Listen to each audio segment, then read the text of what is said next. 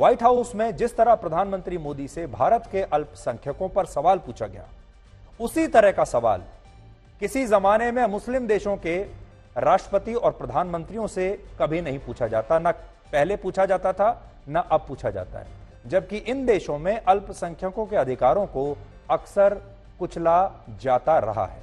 क्या यही सवाल व्हाइट हाउस में दूसरे देशों से पूछा जाएगा? जैसे पाकिस्तान और बांग्लादेश इसका सबसे बड़ा उदाहरण है, जहां हिंदू अल्पसंख्यकों पर लगातार खुलेआम अत्याचार होते हैं। लेकिन क्या उनके नेताओं से यह सवाल पूछा जाएगा?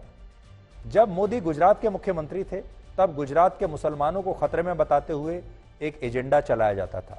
जब वो भारत के प्रधानमंत्री हैं, तो पूरे भारत के मुसलमानों को खतरे में बताकर अब एक नया एजेंडा चलाया जाता है। और आज इस मुद्दे पर अमेरिका के पूर्व राष्ट्रपति बराक ओबामा के एक बयान ने भी बहुत बड़ा विवाद खड़ा कर दिया है। यह बयान हमने आपको कल भी दिखाया था। इस इंटरव्यू में बराक ओबामा ने राष्ट्रपति जो बाइडेन को यह सुझाव दिया कि उन्हें प्रधानमंत्री मोदी से भारत के अल्पसंख्यकों की सुरक्षा के मुद्दे पर जरूर सवाल पूछना चाहिए। और अगर बराक ओबामा बाइडेन की जगह इस समय राष्ट्रपति होते, तो वो प्रधानमंत्री मोदी को ये कहते कि अगर वो भारत में मुसलमानों के अधिकारों की रक्षा नहीं करेंगे, तो ये मुमकिन है कि भविष्य में भारत में विभाजन बढ़ जाए। ये बहुत बड़ा बयान है बराक ओबामा का कि भविष्य में भारत में विभाजन बढ़ जाए, यानी भविष्य में भारत और ज्यादा बंट जाएगा। बराक ओबामा के इस बयान पर हमारे देश में चर्चा हो सकती थी, इस पर बहस भी की जा सकती थी, लेकिन हमारे देश के कुछ लोगों ने इस बयान को इस तरह से प्रसारित किया जैसे यह प्रधानमंत्री मोदी की एक बहुत बड़ी हार है। और आपको पता है, आज हमारे देश में सोशल मीडिया पर बराक ओबामा की नहीं, बल्कि असल में हुसैन ओबामा की चर्चा हो रही है। आज हुसैन ओबामा ट्रेंड हो रहा है। ऐसा कहा जाता है कि बराक ओबामा का मूल नाम बराक हुसैन ओबामा है और उनके पिता केनिया के एक अर्थशास्त्री थे जिनका नाम बराक ओबामा सीनियर था। लेकिन जब उनके माता पिता का तलाक हुआ और इसके बाद उनकी मां ने इंडोनेशियाई मूल के एक व्यक्ति से दूसरी शादी की, तो ऐसा कहा जाता है कि बराक ओबामा का नाम बराक हुसैन ओबामा हो गया। इंडोनेशिया दुनिया का वो देश है जहां दुनिया में सबसे ज्यादा मुसलमान रहते हैं।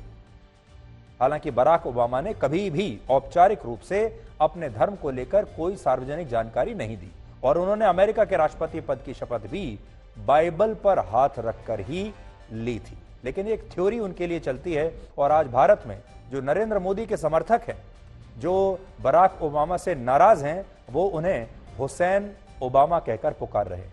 आज दुनिया के बहुत सारे मुसलमान बराक ओबामा को मुसलमानों का सच्चा मसीहा बता रहे हैं।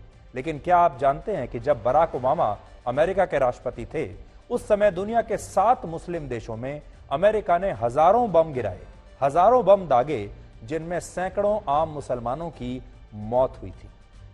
अमेरिका के एक think tank council on foreign relations के मुताबिक 2016 में अमेरिका ने Syria, Iraq, Libya, Yemen, Somalia, Afghanistan और पाकिस्तान में बराक ओबामा के राष्ट्रपति रहते हुए 26,171 बम दागे, जिनमें आतंकवादियों के साथ साथ सैकड़ों आम मुसलमानों की भी मौत हुई।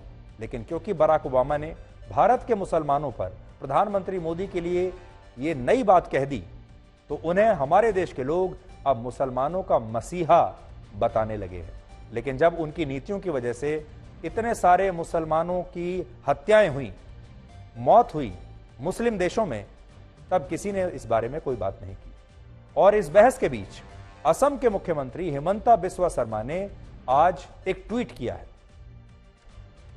और जिसमें उन्होंने लिखा है कि भारत में भी बहुत सारे हुसैन ओबामा हैं और वॉशिंगटन डीसी जाने से पहले असम पुलिस की प्राथमिकता ये लोग हैं।